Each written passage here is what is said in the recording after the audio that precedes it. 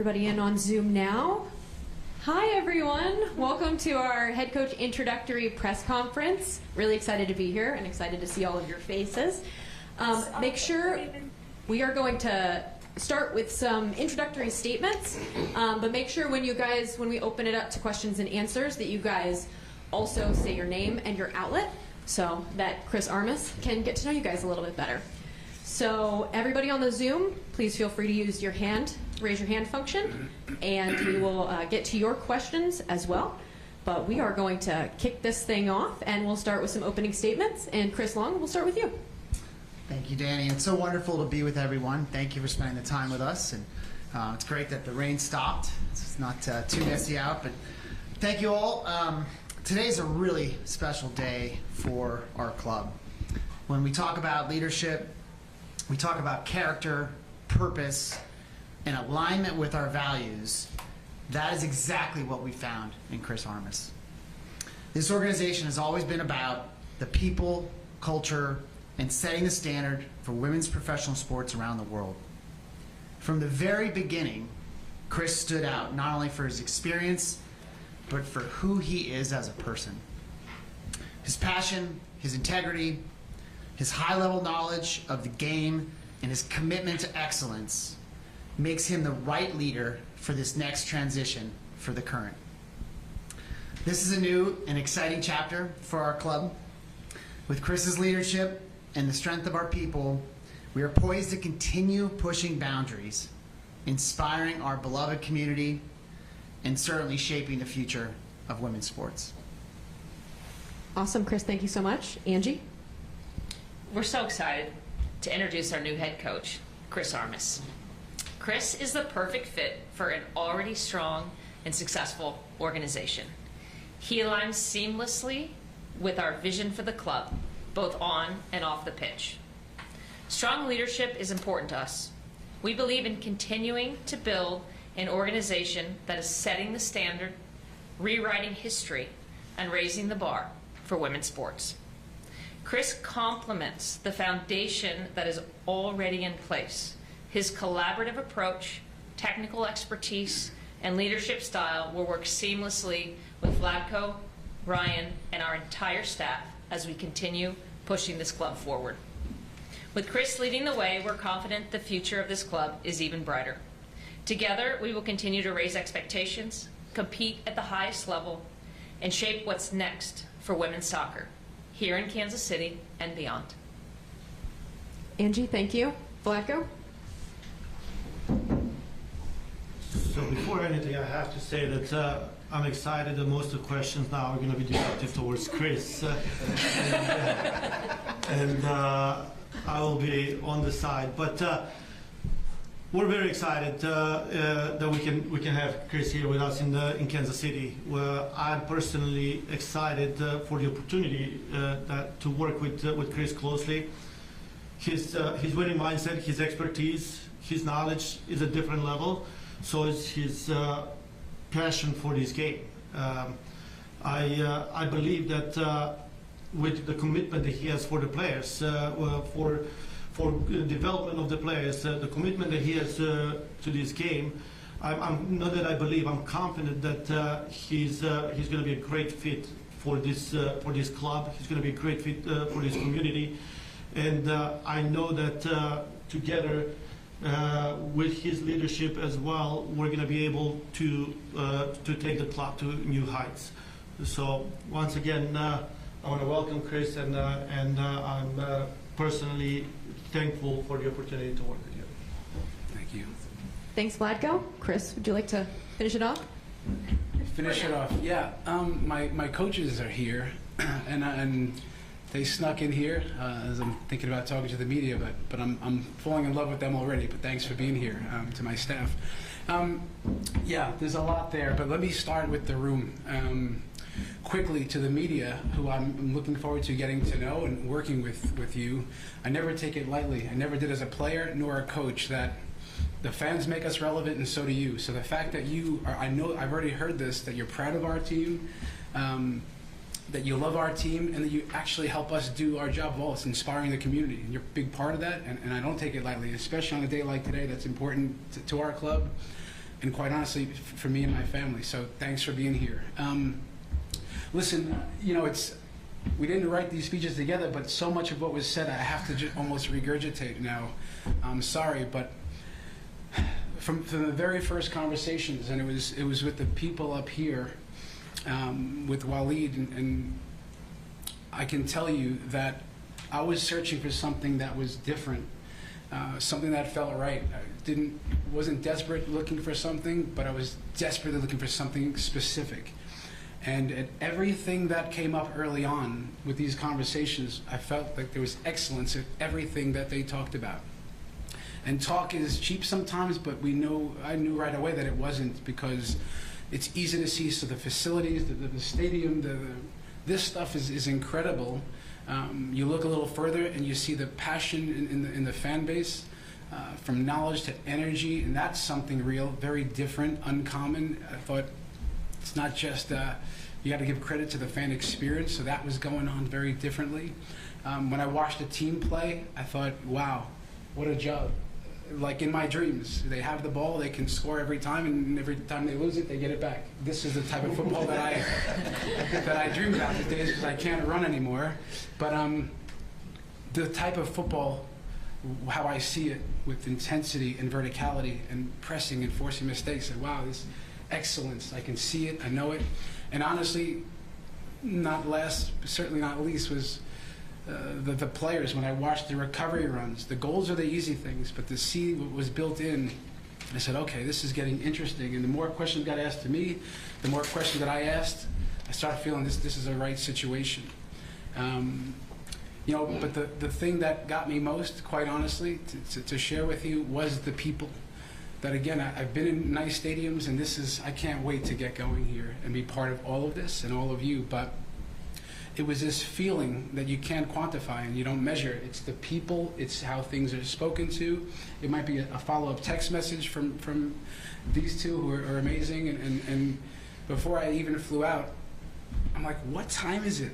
I woke up in a hotel in Denver, and it must have been like 2 a.m. He was in Europe, and he's texting, hey, have a safe flight. But he's thinking about me the day that I'm going out to meet all of you. So excellence in everything they do. And I said, if they, by the end of it, I knew if they would have me, this would be the place. In one last part was you know, Waleed and Ryan's in the room, and as I'm trying to size things up, you know, I do want to thank them both for kind of giving me that glimpse of what this could be all about.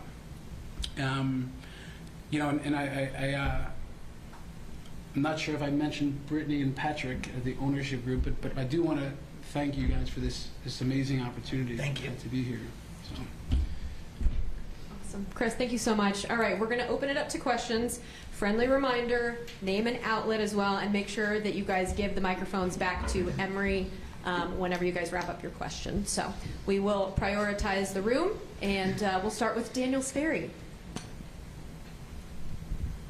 I don't know if do I need to introduce myself now? Yes, you do still. Yeah. Daniel Sperry with the Kansas City Star. Coach, this one's for you. I know you spent a lot of time in the men's game for the better part of the last decade. What was interesting to you about making the switch to the women's game, and maybe how do you see differences or lack thereof in kind of coaching either side of it? Yeah, Daniel, no, thank you. I thought I'd get asked that question, and the truth is, there's going to be things tactically, technically, physically that I can really delve into with clarity. And I can do that maybe after preseason, 3 months, 6 months, those fine details. Because then I can give a real answer for you. What I can tell you is kind of what I alluded to before. What I was looking for was so much of what I talked about. And when I saw the team play, I didn't see men, women. I saw a team that said, I can connect with that style of play. And I said, you know, I've watched him from afar, admired him from afar, in terms of football, you know, rooting for our national team. But I was looking for a team that played a certain way with intensity and verticality. Because I don't want, the other side of it is I'm not that comfortable, and that's another style of play. So, and then it led to all the things that were important to me. And that led to that shared vision. I coached women's soccer in college in my early years, and what I can tell you is, from that experience, it was positive. From the results were better every year, the connections that were made, implementing a style of play, that was just an amazing, positive experience. I'll draw on that experience in the women's game, and I'm sure that's going to help me into this next one. So when my phone rings more than 15 years later from my players back then on that women's team, they're saying, "Hey, coach, I got a job. I just got married." This is what was very positive. So I am, yeah, it's a good question, and I can talk. This is something I'll be much more comfortable with once I get going, and we can talk about, and I think I can even give a good answer for you. You talk about the style of play fit, and I've watched you as a coach since you were with the Red Bulls. I mean, that did stick out to me, that stylistically, the high press, the verticality, the intensity with which you guys get forward and defend. How much of that, did you guys talk about that? And you talked a little bit about seeing clips and stuff of the team doing that. Did that really kind of sell you on, I don't have to come in here and try and change somebody's thought process on how I want to play soccer? Yeah, Daniel, listen, this style of play, nowadays we talk about it with principles and you hear all these things. When I was 10 years old, I played with intensity. I loved running. I loved trying to hunt the ball. Before I knew anything about a tactic, it's in my DNA. Then I got to learn that through the game and then coaching. But this style of play, and yes, I didn't just see a few clips of it. I was cutting it. I think I'm a qualified video analyst by now because I know how to do all of that, but I was analyzing. So when I met with him, I'm trying to impress him. Say, listen, in these moments, what are you thinking? What about this? We call it forechecking, the same thing. We have very similar. So no, it was not just saying, let me find the same thing, but something that I'm comfortable with. And that I can now, with him and people around me, be fuel on this fire. But I see the game with energy, intensity. I do believe that when supporters and fans come to the game, like me right now, and we want to be, well, he's the cool customer. We want to be on the edge of their seat, watching the game, and right? Look at us, urgency. I'm not on the edge of my seat. I'm sorry, Chris. For 2 years, I was on the edge of my seat. Listen, you're going to be on the edge of the seat. But listen, I truly, to my DNA, I'm not saying it's the right way, but this is our way. So I connected with it. We were speaking the same language, and I think then it's not an act. It's who I am and who we are, and then the team, we all do it, not because the coach says so. We love it, and this is the style of play. The intensity, the verticality, the tempo, hunting, forcing mistakes, because most games are lost, not won. This is how we play. All right, I'm going to do my best not to say your name when I address you, and I'm just going to say in the back, so you can do it yourself. Thank you. Álvaro Álvarez from Telemundo, Kansas City. ¿Español? Un poco. No mucho. No mucho. Algo. So, me gustaría saber, este club, so this club has been successful, but it's a little bit from getting the championship, right? So, ¿qué piensa que puede aportar el equipo? ¿Cómo piensa que puede llevar a este equipo ya a lo máximo, después de haber sido exitoso la temporada pasada y temporadas anteriores? I got a lot of that there. Creo que en toda área 1% mejor con todo. So tactics, físicamente, equipo, juntos, in all the different parts of the game. Can we get 1% better at everything we do? This idea of marginal gains. I didn't learn that Spanish word. My parents would be disappointed because they both speak Spanish. But I think this is the last step, because only one team can hold the trophy at the end of the year. So we have to get back to the playoffs in the decisive games. And the way to now lift the trophy is to prepare a team in all those little ways to do a little bit more. It's just a little bit better at everything we do. Y si pudiera explicar en español breve, ya sé que lo digo en inglés. I know you said it in English. If you can say it in Spanish, like just a little bit. ¿Qué lo hizo venir a Kansas City? ¿Qué? What made you come to Kansas City? Sí, it's Sobre todo, es la gente, aquí, la gente, el equipo, the estilo de juego. Yes, the no sé, standards, the standards,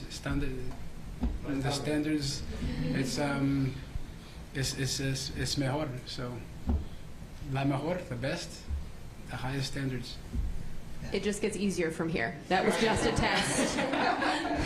Much easier. You're sending me a lot of pages of He notes. doesn't want to- Chris, work on your Wait, Spanish. no. You didn't warn me of this. I know, I'm so sorry. That's on me. All right, Taylor. I don't know how to do it.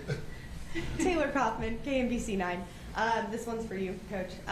Just kind of wondering what you heard about the current, even while you were in the MLS, just kind of first impressions before this job was even on the table.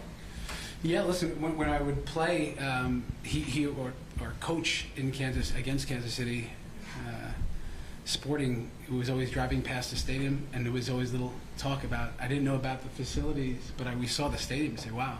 And a lot of the staff would go exercising and running. They would always pass the stadium. So just from this idea that they had this going on, brewing, and just in terms of the team itself, I knew that there was a team in the league. I didn't know too much about the way they played. Quite honestly, I just didn't know a lot of the finer details about the team, but that I was reminded anytime we were here in town because I saw the colors. And I'm sporting here, and so not too much more than that. And then how did kind of the opportunity come up? Did you reach out? Did they reach out to you? Just kind of how did it start and begin to unfold? Yeah, it was Jesse Marsh was an old teammate of mine, and then we've coached together for a long time. Gave me a call one day in the off-season, mid-November, and he had said, "Hey, Chris," and I went back and looked when was the date, and I have a bunch of these texts like, "Hey, got a minute? Hey, you got a minute?" I'm like, when was that? But Jesse had reached out as we stay in touch all along, and said, "Hey, a friend of mine who I went to college with, Chris, and said." Coaching or ownership of the team in Kansas City, the Kansas City Current. Talked to him about the club a little bit, and then it came, "Hey, do you know anyone who would be interested?" And Jesse said, I mentioned one name, yours. "What do you think?" I said, "Yeah, I'm interested. I'm definitely interested." And then bang, it happened right away. That was it. It was like, all right, let me know how it goes, and. He's congratulating me now with messages, and he's really excited for that. Wow, and so he's excited to see our style of play keep going, and what can we really make noise and continue to push. But that was the initial thing, and right away we exchanged messages, and we got on the Zoom immediately. And for background, Jesse's the head coach, obviously, the Canadian men's national team, and widely successful player, coach here, abroad. But I will say, he had a list of people that he wanted to recommend, but he kept just saying, "This is the guy. You got to talk to him. This is the guy." And we knew exactly what we were looking for, and I swear it was like every box you could just check off. And so thankful that we're sitting here today and have this awesome opportunity to welcome Chris to the current environment. Chris, first off, welcome to Kansas City. Matt Foster with KSHB 41. What excites you most about this current pool of players that you're about to work with? And where are some spots that you'd maybe like to add to this roster? And I guess, Vlatko, you can kind of chime in on this as well. You want to go first or second? I mean, obviously, from the end of the last season until now, we haven't stopped looking to upgrade the roster. And I'm saying that in the off season, but that happens in the season. Like as a organization, we continue to look for upgrades in every position. We continue to look not just in the States, outside, everywhere. And I want to say we have a very strong roster. We have really good players on our team, and we're not just going to bring someone to be a number. It's either going to be an upgrade, or we're gonna stick with what we have. Obviously, we brought some young players that were really good in the college environment. and we're looking forward to see them be successful in our organization. Matt, did you say? Matt, no, listen, what excited me most was the way the team played. And I knew that that's a well-coached team from this staff. But they played together. They played with intensity. They celebrated goals with dancing and joy. This has to be there, right? Pressure and stress, yes, this can creep in. It's always going to be there. However, the team, when I watched, played with this joy that we will continue doing. I saw a team pressing high. I saw a tight mid-block. All the things that I think, okay, this is really interesting. So I've said it a few times. 100-yard recovery run one game that I said, wow, this is interesting. I know she scored a lot of goals, but when some of your best players are running for the team like this is something I wanted to be part of. So, yeah, that was exciting to me. And also when I started looking at the roster, I saw, okay, we have some older players with experience, but I saw a young roster, and this excited me when I talked to them about the vision, and that was also about development, and I think they really meant that. So that means you got to play the young players, which they did. And at the end of the year, I got to know some of the players that were out there because they were the young parts of the roster. So the way the team played, the way the team played together, the way they celebrated the game, and that there's also a push with the young players. I said, yeah, this was if I could work with this group, it'd be great. All right, we'll go to Kathleen next. Hey, Coach, Kathleen Geyer with the 9 Sports. Obviously, you weren't coaching in the league, but having some previous experience coaching women, how much have you kind of kept an eye on the NWSL, on the growth of women's soccer in the last several years, and what has kind of excited you most about what you've seen? Yeah, Kathleen, I like I said, when in my last years of working, I quite honestly, my days and weeks and off seasons I'm spent watching my league, and on any free time after I'm watching, The Bachelor with my wife or The Bachelorette, and I'm all in on it. I'm downloading a game that could help me find an edge. And so what I would say is I went to a lot of the women's soccer games at my university. Anytime, there was national televised games at home, yeah, put it on, watch it. And I watched the national teams play. I'm the biggest fan. We're servants of our national team. So I would tune in, and the biggest fan out there as we see sometimes is so critical of our national teams. I'm a big fan of our women's national team, our men's national team. So what I would say is every time that I have in the recent years, I'm seeing organization that there's good coaching involved. In my opinion, there's coaching. There's players that, they're top players. That as I describe a top player, male, female. Like the feet can do what the brain is thinking. Technical ability, tactical acumen, physically can do all that we need to do. So this is what I've seen in the women's game.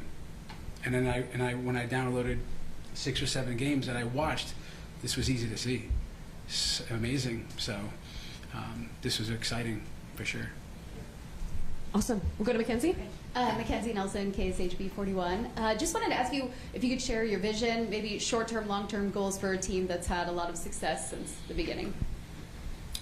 Yeah, that's a good question. I would say short-term vision is,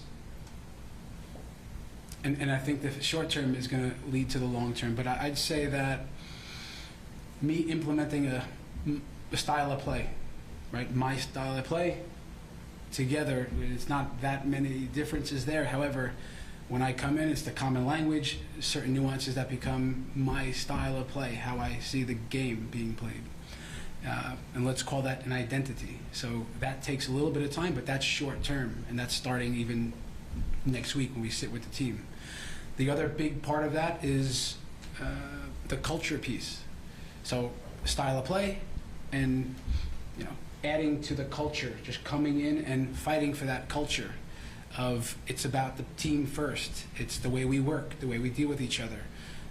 the standards around here. So this idea, those two things, were going to lead to the longer visions of in year one, we got to get back to those decisive games. That's called the playoffs. So where we just left off, and we left some on the table, but yeah, we're hungry to get. It was an amazing season. We'll see. Hopefully they celebrated that in many ways, but I love that the group is hungry. They're hungry, and the players. I've spoken to every single one of them already weeks ago. Everyone is hungry to deliver. So playoffs, and then in CONCACAF getting around for the Women's Club World Cup. This is something we'll have a chance towards the end of the season to finish top 2 in our group, to advance. That would be a little bit longer vision. So style of play, culture piece, I think leads to the success on the pitch. Awesome. All right, we'll go to Vahe next. Hey, Chris, welcome again. Congratulations, Vlatko. Question really for both of you guys. I wonder if you could just describe how you've gotten to know each other through this process and how you perceive sort of the integration of your roles going forward. So, first I can say I've known Chris for a long time. I knew of him. In fact, I was on a panel that voted for Hall of Famer. So, Did you vote for me or against me? Of course, you I'm got not it, sure. right? It took me a long time to get in that. I got on the panel. Oh, okay. And then you got it. So very familiar with Chris. We got to know each other through the process a lot. We went through a lot of videos. So we shared a lot of thoughts. In fact, every time we spoke, it was about the game. How can we improve this team? How can we make this team better? How can we be successful, not just to win the first game of the season, but how can we be successful the rest of the season and 27 and 28 and so on? How can we develop players? Because we define success in different ways. Develop players, young players being successful in our environment, develop players for the national team, and so on. So those are the conversations that we constantly have. And I know Chris mentioned already, but we see the game very similar.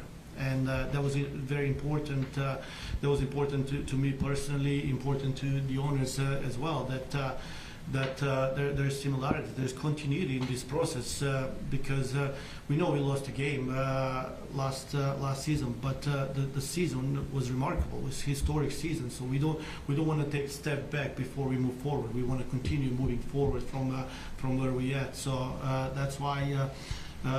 In the conversation that we had with Chris, we saw that we have a person that knows where we're at and that understands what we do, understands how we do things, and sees little things that we can improve on and bring that to the table to help us get better going forward. Listen, like I mentioned it earlier, from afar I've known Vlatko and I've rooted for him and I've appreciated the way his teams have played. First from afar with the national team, and then when I analyzed the team, I really didn't have to speak with him to know what was inside of his brain, because oftentimes, don't tell me, just show me. If you just watch the team play, I don't think the players just show up and they start doing all of that stuff. They sometimes might do certain things, but the team played a certain way, and then I start saying, okay, I see how he's seeing the game before the conversation. And we had the conversation, and it was clear. Some of the same terminology. Some was, he might say accelerate the attack. I say build speed. Same thing, and that, right. But this was right away. We both knew that, and then when we got together and opened the computer, it was both of us were excited to show each other certain things, and this was great, honestly. And I'd say equally or probably more important, I was trying to understand who he was as a person, and then some of those little details came up with the little phone calls or a message and that's I think spoke loudly. There's not so many interactions that you're trying to look for. And then maybe the biggest one is when I was in town here. Again, I'm with the Final Four. We're together watching, and I watched him in the room. I mean, I was watching you, but I'm watching you, and the way there was a couple of players, and I can see the interaction, player to coach, coach to player. And I said, yeah, listen, he's all about the culture. The players love him. This is something very, very positive. So yeah, this was how I knew him from the past, just a little bit, and then in the short term, how we got to just pick up all the little cues and clues of who he is. Danny Vahe, Gregorian, Kansas City Star. I forgot to say it. Here Thank you go. so much. We needed that, yes. Appreciate it. All right, we'll go to Jillian next. Go ahead. Hey, Coach. Welcome to Kansas City. We're very happy for you. We're very happy you're here. I'm Jillian, by the way. Thank you, Jillian. I'm with the current radio broadcast.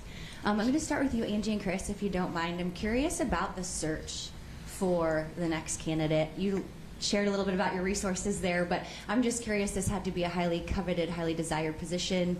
Did you have lots of numbers coming through? How'd that look? It was pretty humbling because we had an incredible amount of inbound. Well, we didn't go out and hire like an executive search firm or do anything like that. I mean, the moment that the press covered it, thank you, we were blessed with a lot of really highly capable individuals, a lot of which but I want to emphasize, we started off, one of the first conversations was Chris Armas is your guy, and he never left the top of the list. So as we moved forward in that process, it was crystal clear early on, but I feel like it became a no-brainer for us to make that decision. But we did run a full search, and feel good about where we are. And Coach, if you don't mind. I might just add, if that's okay. I echo what Chris said about the number of fantastic candidates for this job, internally as well as externally. And what really set Chris apart in this is you kind of think of everything that we are building, where we are going towards.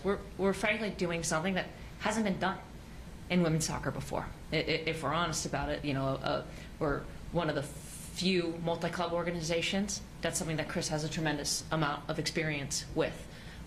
We are the first to have a KC Current 2 team and building out an academy. And so between all of those pieces, the ability to actually find someone who shares, the mindset of how we want to play, who shares the cultural piece, who is as good of a human being as really is a litmus test for every single person that comes into our organization. That is incredibly important, and I mean especially for a head coach. We just feel really lucky to have found the areas of commonality and value that we needed, but to bring in a little expertise that doesn't conflict with what we have, but rather complements it, lays additional foundation, helps us grow.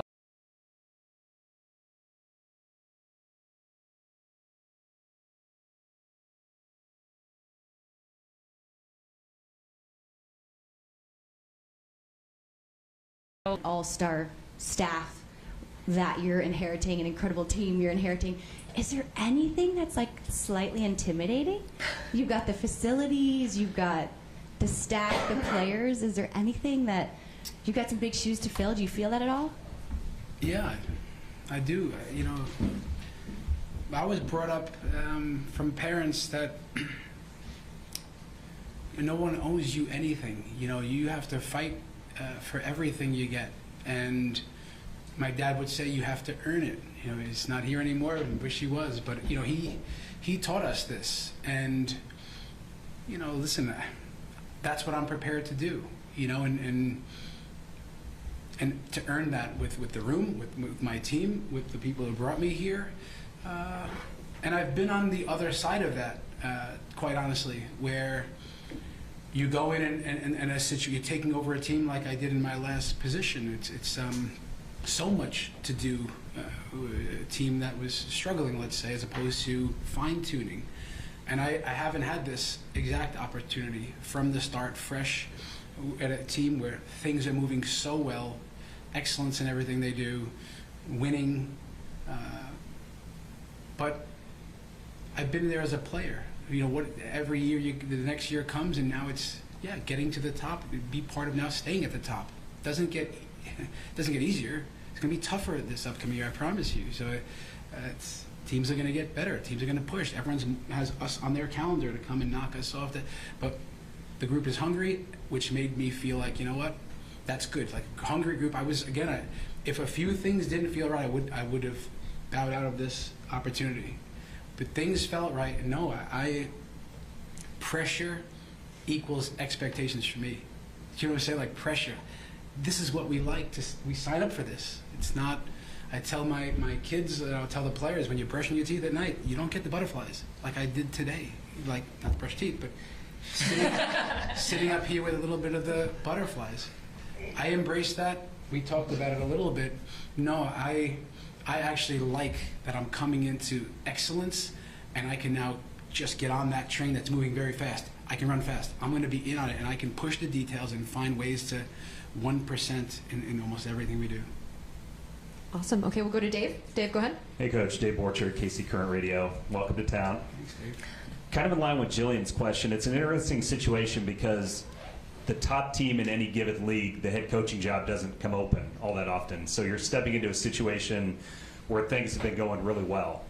How do you balance that, trying to keep the positive things going with, obviously, like you said, wanting to make tweaks, wanting to improve, and kind of put your stamp on things?